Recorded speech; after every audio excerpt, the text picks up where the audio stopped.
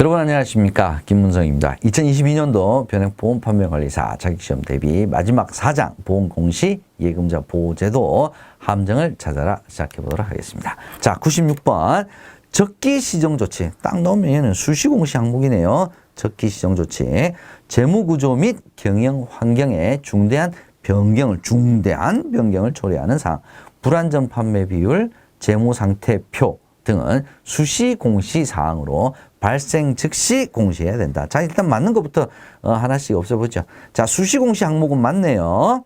이 수시 공시 항목은 발생 즉시 공시를 해야 됩니다. 3년간 공시를 해야 되는데, 자, 위에서 언급한 항목들이 다 수시 공시 사항이냐?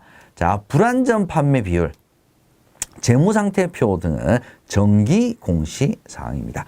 발생 즉시 공시해야 되는 수시 공시 항목은 좀 중대한, 그죠? 아주 뭐 큰 손실, 뭐 이런 거, 적기 시정 조치, 뭔가 좀 이렇게 화급을 다투는 이런 내용들을 수시 공시 항목으로 발생 즉시 공시해야 되는 항목이다. 이렇게 여러분들께서 구별을 해 두실 수가 있겠습니다. 다음 97번 보겠습니다.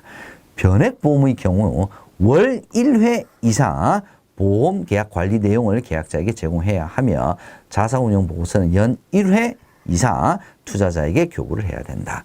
자, 이게 이제 보험 계약 관리 내용, 자사운용 보고서, 보통 일반 보험과는 달리 변액보험은 실적에 따라서 이 계약자 적립금 성과가 달라지죠. 그래서 일반 보험보다는 자주 투자자에게 알려줘야 되는 것은 맞습니다. 근데 그 기간이 월 1회냐, 연 1회냐 하는 것은 공통적으로 하나만 딱 기억해 두시면 될 것 같습니다.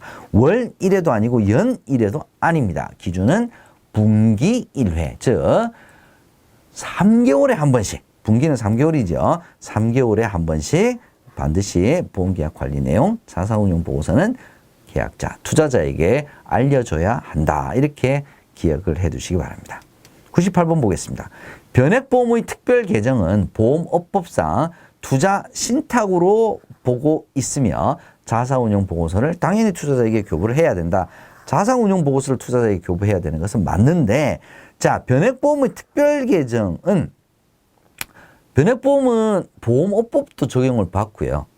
자본시장법도 적용을 받고 있죠. 그래서 투자신탁으로 얘를 보기 때문에 어떤 법상, 자본시장법상 투자신탁으로 보기 때문에 자본시장법에 적용을 받게 되는 것이죠. 그래서 일반적인 보험은 보험업법, 그 다음에 투자의 성격을 가진 특별 개정은 자본시장법상 이렇게 구별을 해 주셔야 되겠습니다.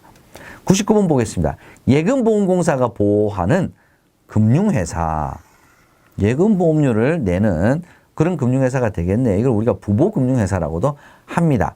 모든 금융기관을 보호 대상으로 하는 것이 아니라 대표적으로 은행, 보험회사, 증권회사, 상호저축은행 등 보호하는 금융기관들이 정해져 있습니다. 그래서 대표적으로 그러면 보호하지 않는 금융기관은 어디가 있을까요?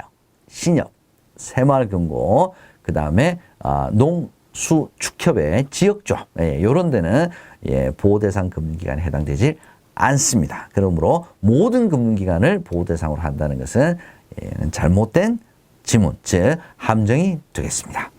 100번 이제 마지막 문제가 되겠네요. 한번 살펴보도록 하겠습니다. 예금보험에 가입한 금융회사. 자, 예금보험에 가입한 금융회사, 우리 방금 공부했죠? 부보금융기관, 부보금융회사, 즉 예금보험공사가 보호를 해주는 금융회사가 되겠죠. 이 금융회사가 고객의 예금을 지급할 수 없게 되는 경우에 대신 지급을 함으로써 예금자, 계약자 등을 보호하겠다라고 하는 것이 바로 예금보험공사, 예금자 보호법이 하는 역할이 되겠습니다. 우리가 이런 경우를 예금보험사고라고 합니다. 자, 그러면 문제는 뭐냐? 이 예금보험사고에 해당되는 사유가 예금의 지급정지. 자, 금융기관의 여러 가지 사유로 인해서 갑자기 뭐 엄청난 인출이 몰렸다. 그래서 지급을 정지하겠다. 더 이상 지급 못하잖아요. 그래서 대신 지급을 하겠다. 맞는 사유가 되겠습니다. 영업의 인허가 취소. 금융기관의 영업의 인허가가 취소됐습니다. 그럼 뭐냐? 예금의 입출금 받고 지급 이거 못하게 되는, 허가가 취소가 됐는데 어떻게 하겠습니까? 해산, 파산. 이것도 금융기관의 역할을 할 수가 없는 거죠. 이때 다 예금보험공사가 대신 지급함으로써 보호하겠다는 겁니다. 그런데 상장 폐지, 금융기관이 아직 비상장도 많죠. 상장이 폐지됐다고 해서 금융기관의 역할을 못하는 것은 아닙니다. 자, 이렇게 상장 폐지는 고객의 예금을 지급할 수 없게 되는 사유가 아니기 때문에 예금보험공사가 대신 예금보험금을 지급하는 예금보험금 사유에 해당되지가 않는다라고 보셔야 될 것 같습니다. 그래서 10번의 함정은 상장 폐지 시에 예금보험금을 지급하는 예금보험사고라고 할 수가 있다라고 표현하면 안 되겠죠. 상장 폐지는 예금보험사고에 해당되지 않는다라고 하는 것이 함정이 되겠습니다. 자, 이렇게 해서 100번 문제까지 1, 2, 3, 4장 여러분들과 함께 함정 살펴봤습니다.